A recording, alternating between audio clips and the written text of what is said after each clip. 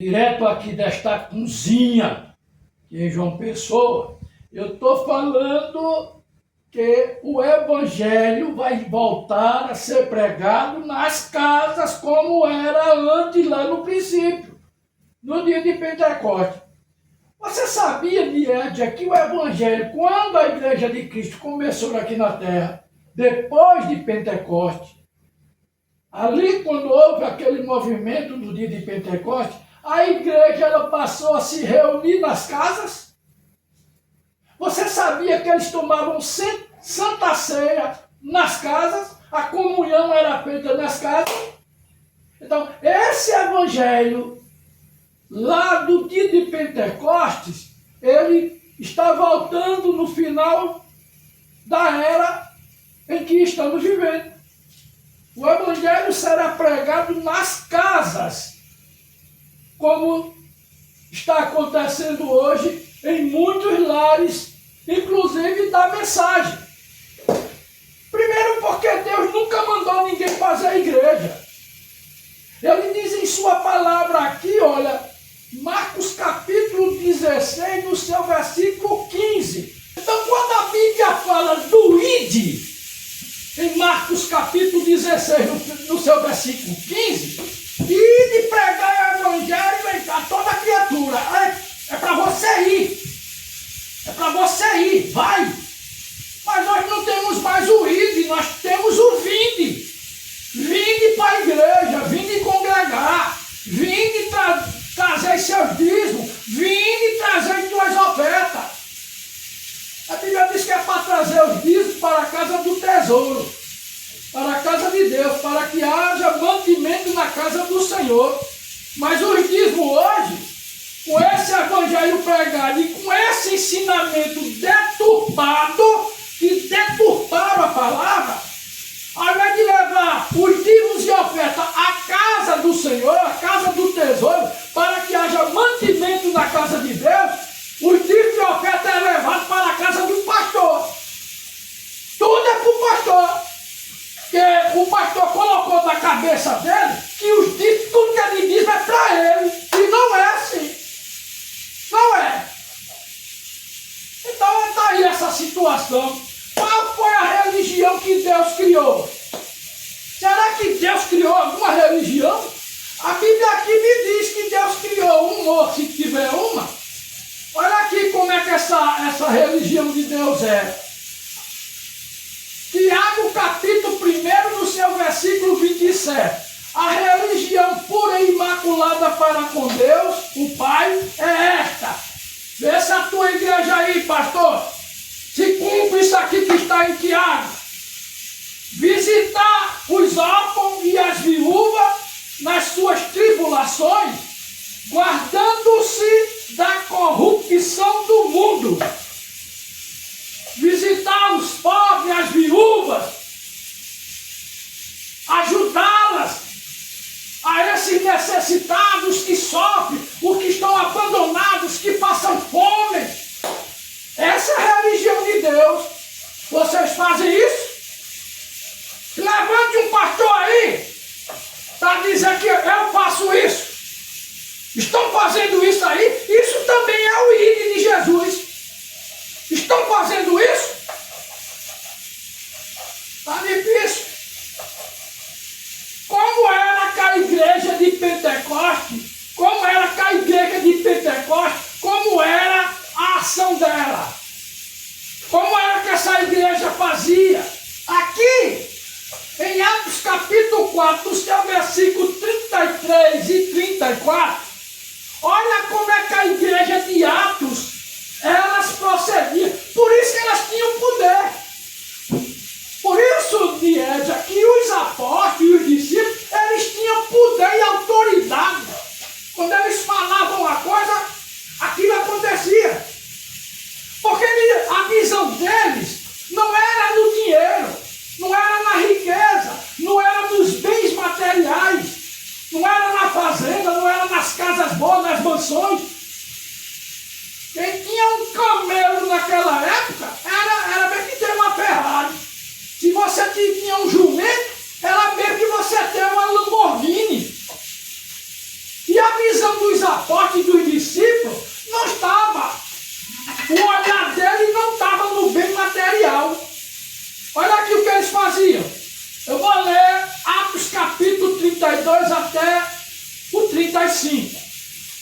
como era a conduta e o caráter da igreja de Pentecostes, quando começou.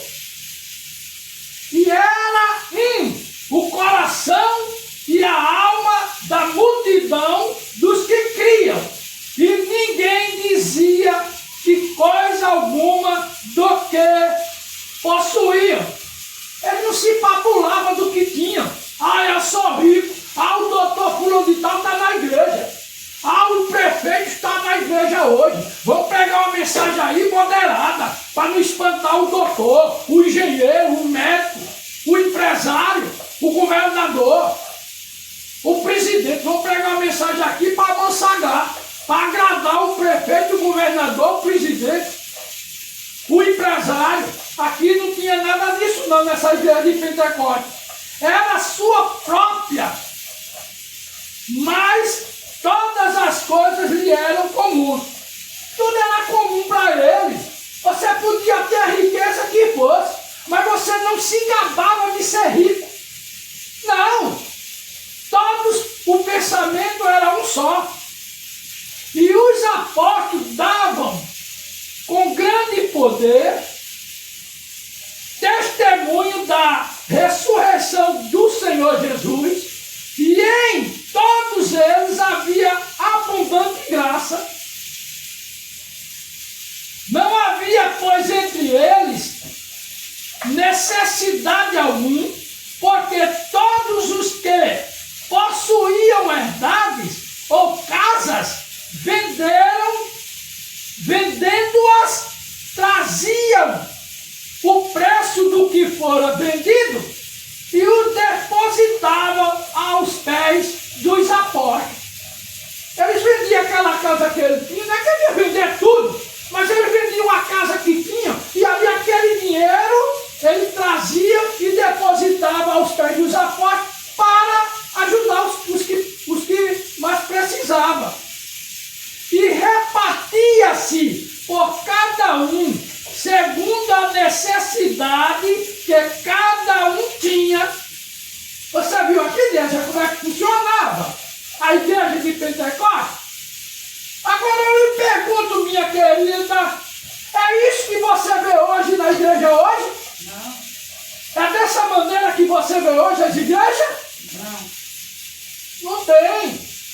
Não existe. Lucas, no seu capítulo 10, por isso que é bom você falar a verdade para as pessoas. Fale a verdade, mesmo que corte o seu pescoço, mas fale a verdade. O irmão Branda diz, você fala a verdade. Sempre fala a verdade da palavra.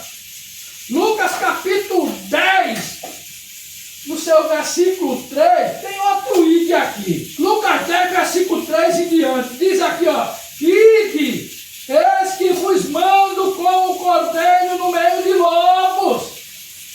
Tem muitos aí, viu? A gente tem que ir como cordeiro para o meio desse lobo que temos hoje no evangelho dos nossos dias. Tem muitos lobos aí em cima de púlpito com cara de cordeiro, só para tomar dinheiro das pessoas. E não leveis bolsa, nem alforje, nem alparca, e a ninguém saudeis pelo caminho. No versículo 6 diz, e se ali houver algum filho de paz, repousará sobre ele a vossa paz, e se não, voltará para vós. E ficai na mesma casa, fica ali naquela casa, comendo e bebendo. Fica ali naquela casa, você vai pregar o evangelho, você vai evangelizar. Fica ali naquela casa, comendo e bebendo, almoçando, jantando, tomando um café da manhã, do que eles tiverem. Você coma lá na casa dele, o que coloca na mesa você coma. Pois dito é o obreiro de seu salário. Qual é o salário do obreiro? O que está dizendo aqui sobre o salário dele?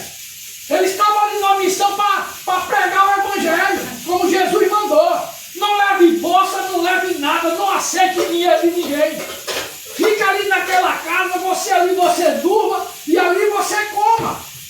Tome o café da manhã, almoce e janta. Por quê? E jante, porque salário do obreiro. Aí eu te pergunto, qual é o salário do obreiro que aqui está falando na Bíblia? Comida, bebida, a comida. Pois dito é o obreiro do seu salário, não andeis de casa em casa. Dito é o obreiro do seu salário. Aqui é o quê? É para ganhar dinheiro? Hein, obreiro? É dinheiro? Dito é o salário do obreiro. É dinheiro que aqui está falando? É para vocês passar a mão no poço das ovelhas, arrancar a lã das ovelhas? Não, aqui está se tratando. Você vai pregar o evangelho, você vai na casa daquela pessoa que te receber, saudeis aquela pessoa, ali você durma, ali você toma o café da manhã, você almoça, você janta, porque é digno do teu salário isso. Você está trabalhando na seara de Deus, então é justo você almoçar e jantar e tomar o café da manhã. Esse é o salário do obreiro. Mas o que foi que os pastores fizeram? Não, o salário do obreiro é ter um salário todo mês. De 10 mil, de 15 mil, de 30 mil. É esse o que eles fizeram. Isso contraria a palavra de Deus. Aqui em Atos capítulo 2, no seu versículo 45, 44 e 45. E todos os que criam estavam juntos e tinham tudo em comum. E vendiam suas propriedades e fazendas e repartiam com todos, segundo cada um havia de mister, cada um que havia de receber aquela ajuda. Eles vendiam e ali eles depositavam aos pés dos apóstolos e os apóstolos dividiam para aqueles que estavam ali ajudando no Evangelho do Senhor. Os pobres, pois a Bíblia diz que o Evangelho é pregado aos pobres, como Jesus mandou o recado para João Batista quando estava no cárcere. Que eles foram perguntar a Jesus se ele era o Messias mesmo. Olha, João mandou te perguntar se tu és o Messias mesmo ou havia de esperar por outro. Jesus Cristo diz, fica aí um pouquinho no culto aqui e vocês vão ver aqui o que vai acontecer, o que é que o Messias vai fazer. Vai lá, volta e diz a João que os coxos são curados, os aleijados andam, os cegos abertam os seus olhos, os mortos ressuscitados, os demônios são expulsos e o Evangelho é pregado aos pobres. É para os pobres o Evangelho de Cristo. É isso que é o Evangelho. Fale a verdade para as pessoas. Amém.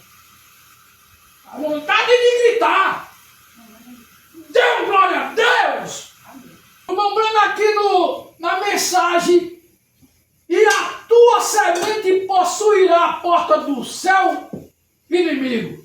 Parágrafo 18, falando nesse texto aqui, de Atos capítulo 2, versículo 44, 45, e Atos capítulo 4, versículo 33 e 34, o irmão Brana diz assim, e eu disse, os irmãos pentecostal primitivos, que tinha algo, procuravam se desfazer daquilo e alimentar os pobres. Está aqui a mensagem, ó. E a tua semente possuirá a porta do seu inimigo. Está aqui, ó. O que o irmão Brana diz no seu parágrafo 18. Os apóstolos vendiam ali e davam aos pobres. É isso que vocês fazem hoje, pastores. Essa conduta aqui, a igreja de vocês, pelo menos, tem pelo menos a sombra da igreja de Pentecostes. É isso que esse tabernáculo faz? Em Jonas Pimentel, aí em Goiânia, é isso que vocês fazem? Em Febrônio, aí em Chapecó, é isso que vocês fazem? com essa igrejona que você construiu aí, que gastou milhões nesse Vaticano de vocês? Hein, César Augusto? É isso que tu faz aqui no tabernáculo, dessa chamada fé perfeita de vocês. É isso que vocês fazem? Vocês dividem com os pobres? Não, vocês compram seus carros importados e seus palácios em condomínio fechado. É isso que vocês fazem com o dinheiro das ovelhas. Vocês vão ter que me engolir. Tem que se pregar a verdade. No parágrafo 15 dessa mensagem ele diz: estou aqui como servo de Deus para falar a verdade e tenho que responder por isso. É por isso que gostamos do Senhor, irmão Brana. Temos que ficar com a palavra. Temos que ficar com a palavra, diz o irmão Brana. O irmão Brana pregou muito contra o sistema, as organizações. Ele diz aqui no parágrafo 10, falando das organizações do sistema. E às vezes os irmãos dizem: bem, irmão Brana, o irmão Brana está contra nós. Isso está errado, ó, que coisa. E é por isso que eu nunca me uni a nenhuma organização. É por isso que eu nunca me uni a nada dessas organizações que temos aí no Brasil afora. Os que me perguntaram: pastor Josemar, você é unido lá com Goiânia, lá com a igreja de Goiânia? Eu digo: aquilo é uma organização falida. Eu não tenho nada com essa organização. Ah, então você é unido aqui a César Augusto, em João Pessoa, na fé perfeita? Eu digo: isso é outra organização caída e falida. O sistema está podre. Esse sistema está tudo podre. E eu estou fora disso aí. Como o irmão Brana ficou fora. O irmão Brana fala aqui nessa mensagem: e a tua semente possuirá a porta do seu inimigo. No seu parágrafo 20, ele diz assim: não tento inventar algo para dizer, para agradar a alguém, fulano ou ciclano. Eu não tenho que pregar o evangelho aqui, o irmão Brana está dizendo, eu não tenho que pregar o evangelho aqui para agradar o prefeito, o doutor fulano, o doutor ciclano, aquela pessoa que tem um dízimo gordo na igreja. Eu não vou estar ali para bajular ele, não. Eu vou pregar a palavra, pregar a verdade da palavra. E ele diz aqui: eu não tenho que aqui estar para agradar a algum fulano ou ciclano. Pregue a palavra, pregue a verdade. Não tem nada que inventar nada. Tem que estar com um subterfúgio. Falando aqui sobre a prosperidade, você vai ver, não é porque você está próspero, viu, meu irmãozinho? Não é porque você era um irmãozinho lascado e agora você está se achando rico, né? Dentro da mensagem você agora é rico. Então a riqueza subiu para a tua cabeça. Quando você era lascado, aí você procurava Deus, mas hoje você enricou achando que a prosperidade é sinal que Cristo está com você. Observa aqui o que é que o irmão Brana diz nessa mensagem aqui. E a tua semente possuirá a porta do seu inimigo. Parágrafo 16. Ele diz assim, ó: há algum tempo eu estava no exterior, ou em uma ilha, no passado, e eles tiveram uma reunião, e algum irmão estava se gabando, irmão lá que estava se gabando, se fabulando, dessa grande reunião que tiveram lá, uma reunião de prosperidade, onde havia empresários de todo o país, e eles estavam dizendo algo como: eu tinha um pequeno comércio na esquina. Ah, eu tinha um pequeno comércio na esquina. Meu negócio não ia bem. Estava passando por grandes dificuldades. Não é isso que Edir Macedo ensina, né? Edir Macedo, Agenor Duque, R.R. Soares. Não é isso? O caba do chapelão aí está o de Valdomiro Santiago. E agora César Augusto de João Pessoa aqui pegou a mesma doença de Edir Macedo. Está pregando também prosperidade. Olha aqui. E de repente aceitei a Cristo e agora tenho de tudo. Bem,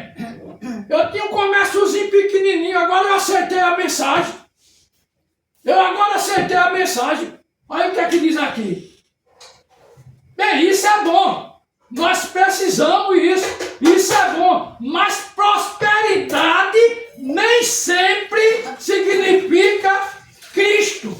Veja, temos que vigiar quanto a isso. Nem toda prosperidade quer dizer que aquilo é Cristo. Entendeu? Mas hoje na mensagem está assim. Pastor da mensagem aí está pregando prosperidade para o povo, porque é a maneira também de atrair o povo e de ganhar membro para a igreja e ele ficar cada vez mais rico. É o que você está vendo aí dentro de muitos púlpitos. Eu não quero aqui generalizar, mas tem muitos púlpitos aí que caíram nesse espírito de Edir Macedo. Caíram com o mesmo espírito de Edir Macedo, de Silas Malafaia, esses charlatões que você está vendo aí. Está da mesma maneira, meu irmão. Está da mesma maneira. Mas vou ficar aqui pregando a palavra, pregando essa mensagem como o irmão Brana mandou que pregasse. Não vamos se desviar. Diz que um certo senador, o irmão Brana orou por ele. Um senador lá dos Estados Unidos. O irmão Breno orou por esse senador. Aí, com uma semana depois, o senador mandou um cheque de $1 milhão para o irmão Breno. Não sei se foi $1 milhão ou $1,5 milhão. E mandou o cheque para o irmão Breno.